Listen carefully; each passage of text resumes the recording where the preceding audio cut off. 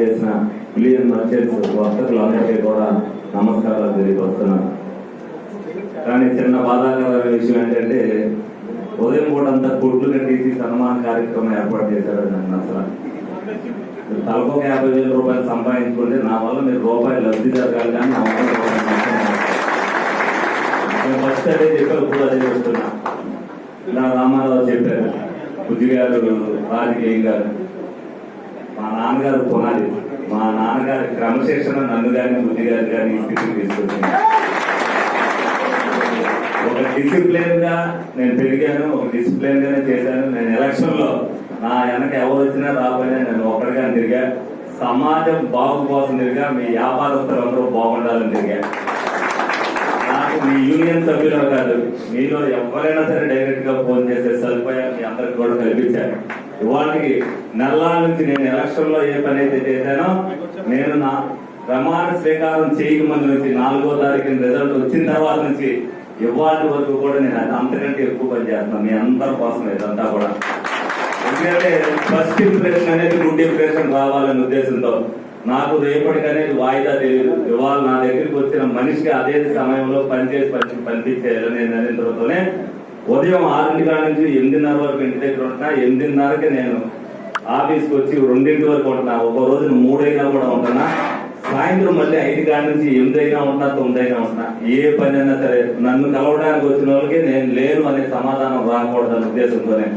అలాగే దూరం నుంచి వచ్చే వాళ్ళకి నాకు ఫోన్ చేసి రమ్మని చెప్తున్నా.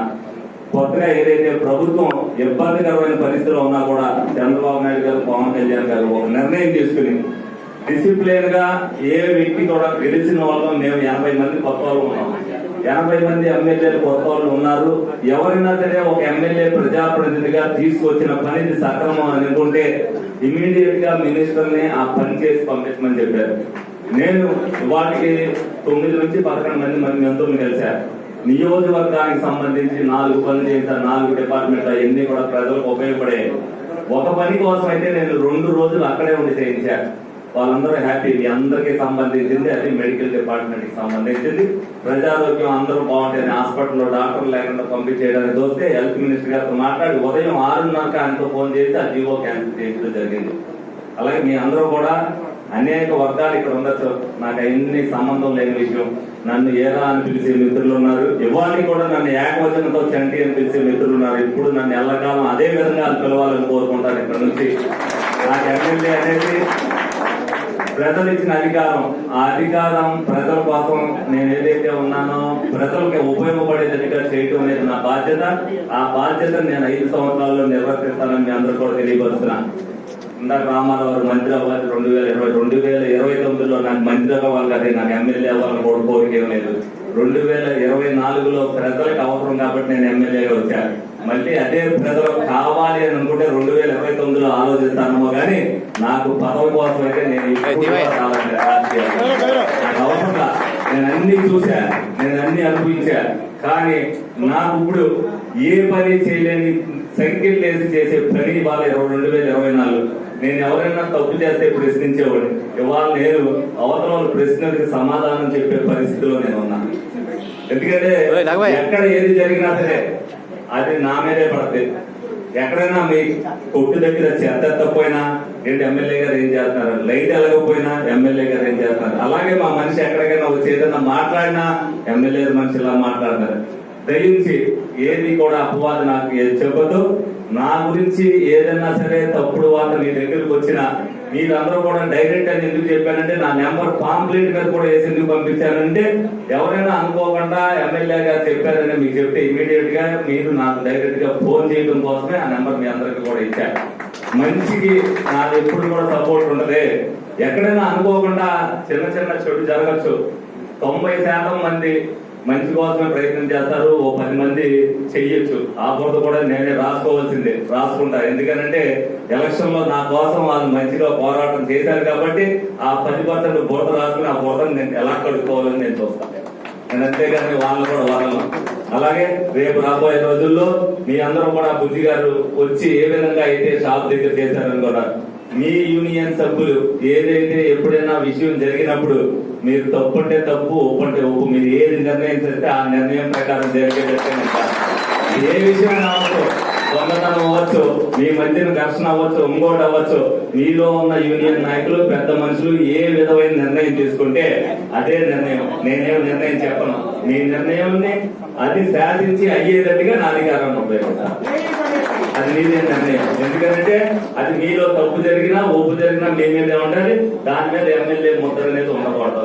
దాన్ని అనుసరించేటట్టుగా వీళ్ళు ఏదైతే చేశారో దాని మీద నా ముద్ర వేస్తారని చెప్పి మీ అందరికి ఆమోదగ్యమేనా? ఓకేనా? Thank you. అలాగే ఏదైనా ఎప్పుడైనా ఇబ్బందికరమైన ఉంది జరుగుతుంది అన్నప్పుడు నాకు ఫోన్ అయినా చేయండి, మెసేజ్ అయినా పెట్టండి. తప్పనిసరిగా జరిగే దాంట్లో ఒక్కో దాంట్లో కొంచెం లోపం జరగచ్చు. ఆ లోపాన్ని సరిదిద్దుకుంటాం తప్పితే ఎవరికి ఇదేం లేదు.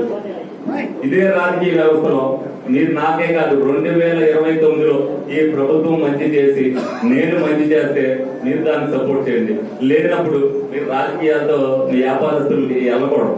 వెళ్తే అనేక అపవాదులు వస్తాయి. ఇలాగే రాజకీయాలకి వ్యాపారస్తులకి మూడుంటే దానికి సిద్ధపడితే కాదు, ఏది వచ్చినా సరే, లేదంటే వదిలేయాలి. రెండే మొక్కలు.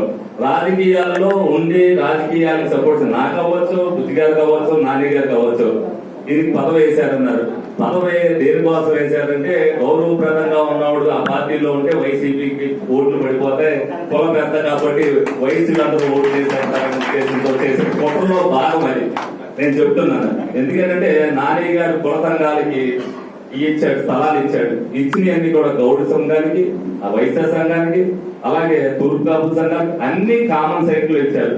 కామన్ సైట్ లో ఇచ్చిన బుజ్జిగారు కట్టిస్తున్న కాపు సంఘాంగము 5 సంవత్సరాల నుంచి ఆపేసి అదే కామన్ సైట్ లో ఏ విధంగా ఇస్తాడు?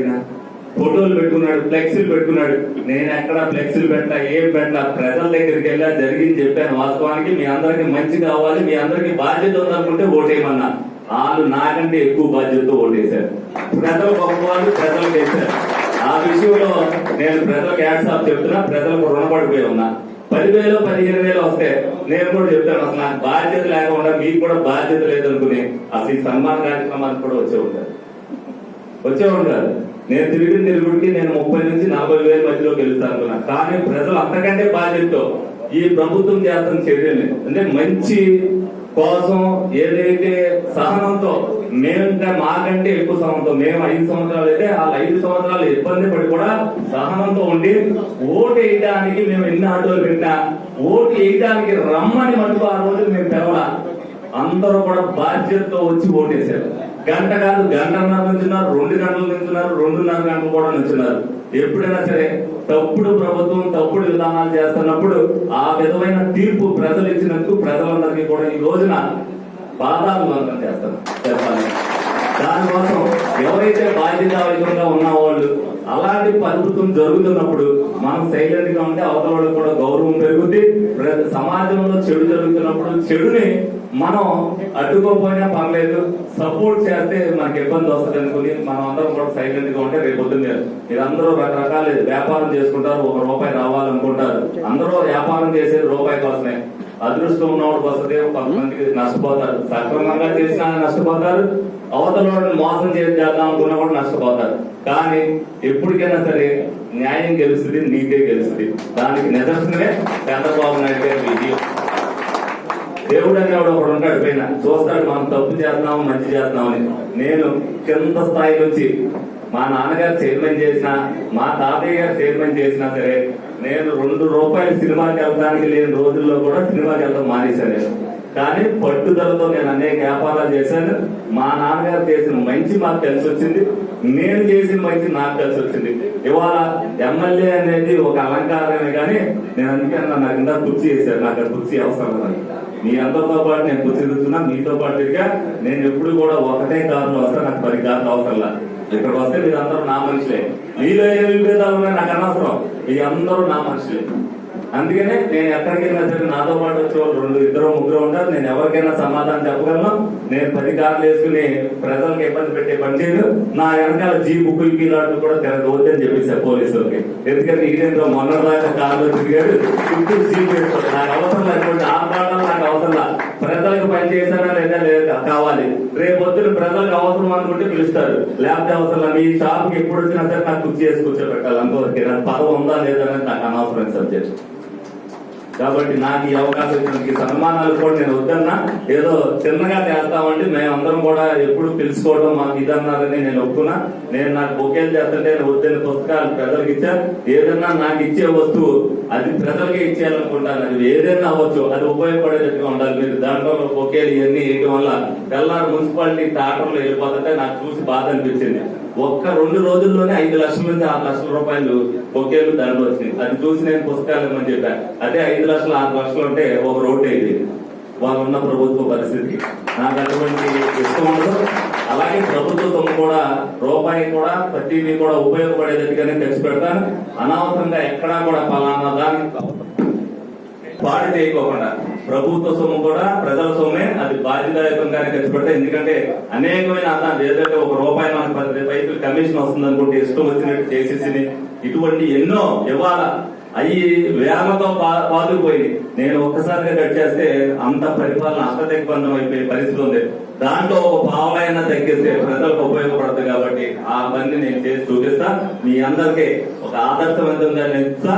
నాకు ఓటు అయినోడు కూడా ఎందుకు ఈ ఓటుకి వేయలేదని బాధపడేటట్టుగా పరిపాలన పంపిస్తాం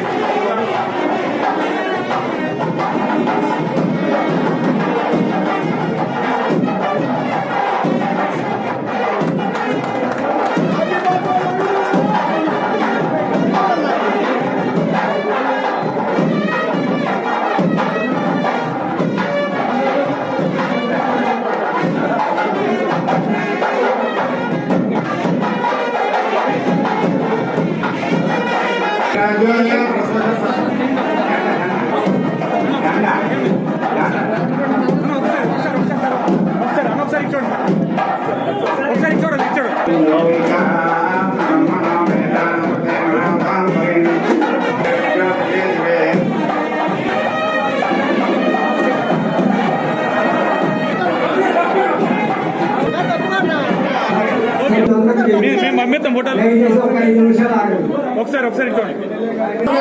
10,000 కోట్లు చేస్తాడు.